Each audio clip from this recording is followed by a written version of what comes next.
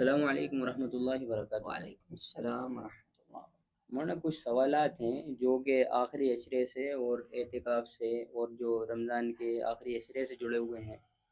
تو میں بنا اس کے کچھ پہلے ہی سوال ہی کرنا چاہوں گا آپ سے۔ پہلا سوال ہے میرا آپ سے کہ رمضان کی آخری 10 دنوں کی کیا فضیلت اور اہمیت ہے؟ وعلیکم السلام ورحمۃ اللہ وبرکاتہ۔ دیکھیے، رمضان تو پورا کا پورا مہینہ بہت مقدس و بابرکت ہے، اور ہم مستقل بات کرتے رہے اس پہ۔ پہلا عشرہ رحمت کا جو گزر گیا، دوسرا عشرہ مغفرت کا بھی گزر گیا، اب تیسرا عشرہ جو جہنم کی خلاصی کے نام سے موسوم ہے، اور جس میں اللہ تبارک و تعالیٰ بڑے لیول پہ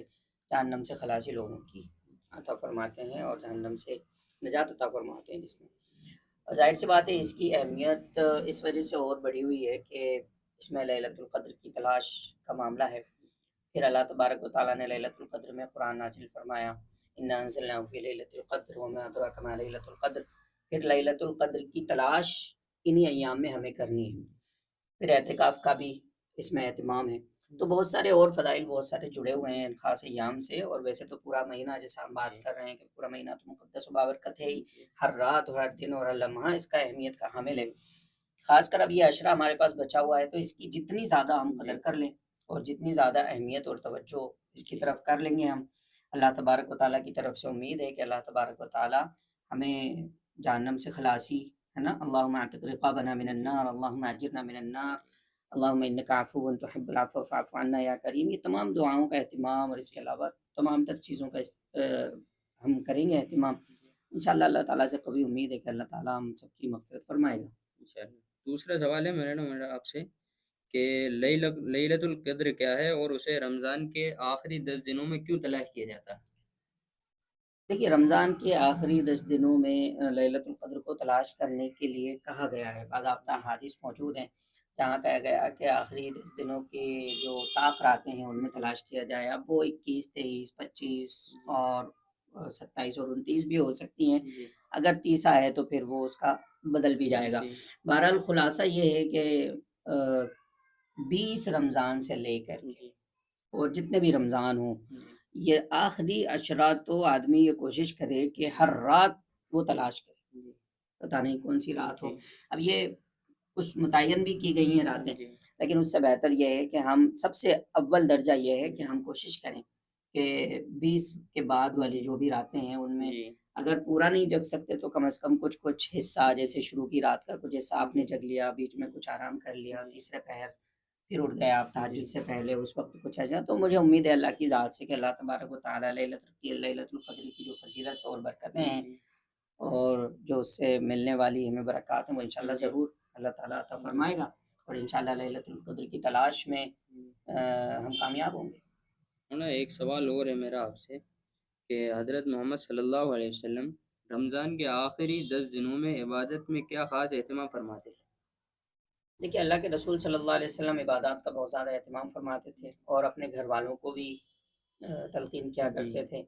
کہ عبادات وغیرہ کی۔ جی اب اس میں مختلف عبادات کی جا سکتی ہیں، جی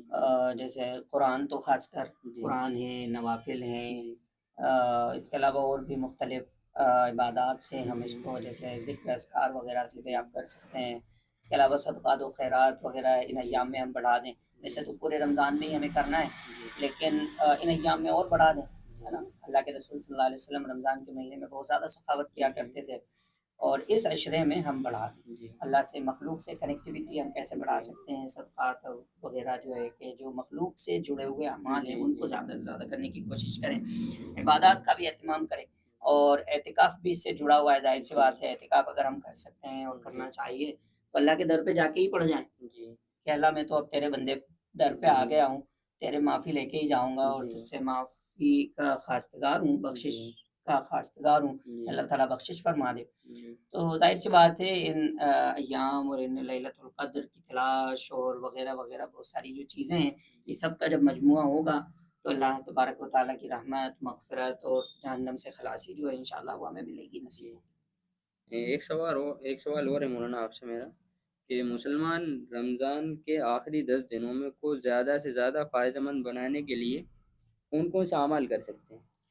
اب جیسے میں نے کہا نا کہ ہم عبادات کو بڑھائیں جی اس عشرے میں، جی صدقات کو بڑھائیں، جی مخلوق سے کنیکٹیوٹی والے جو اعمال ہیں ان جی کو بڑھائیں،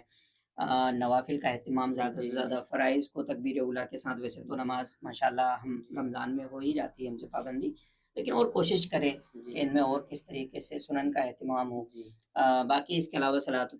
التسبیح ہے، صلاۃ الحاجات وغیرہ ہیں، صلاۃ الشکر ہیں، جی مختلف نمازوں کے نام ہیں، ان کو بھی پڑھیں جی اس میں۔ اور جیسا میں نے کہا کہ اعتکاف جی اگر کر سکتے ہیں تو جی اعتکاف کریں، تو اور زیادہ اہمیت، اور اللہ کے در پہ جیسے پڑ جانا، جی اب تو میں آ گیا لے کے ہی جاؤں گا، ہے نا وہ والا معاملہ،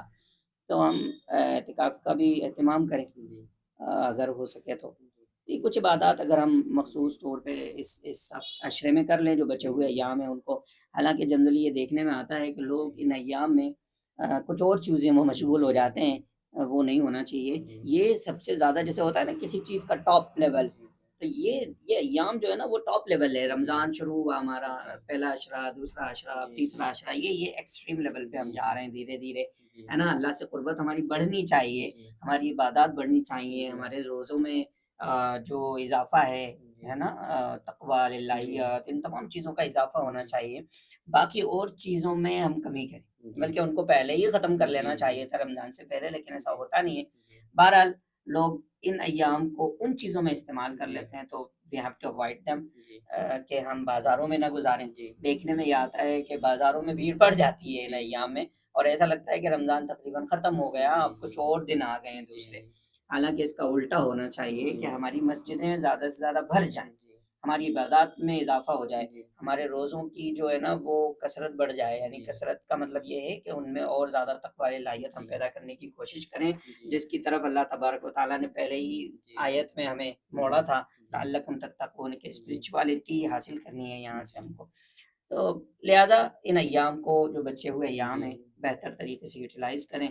اور اللہ کی رحمت کو، مغفرت کو، اور جہنم سے خلاصی کو حاصل کرنے کی کوشش کریں۔ اللہ تعالیٰ ہم سب کو جہنم سے خلاصی عطا فرمائے۔ تو جیسا کہ آپ نے دیکھا کہ رمضان کے آخری 10 دنوں کی ہم نے اہمیت اور فضیلت جانی مولانا سے،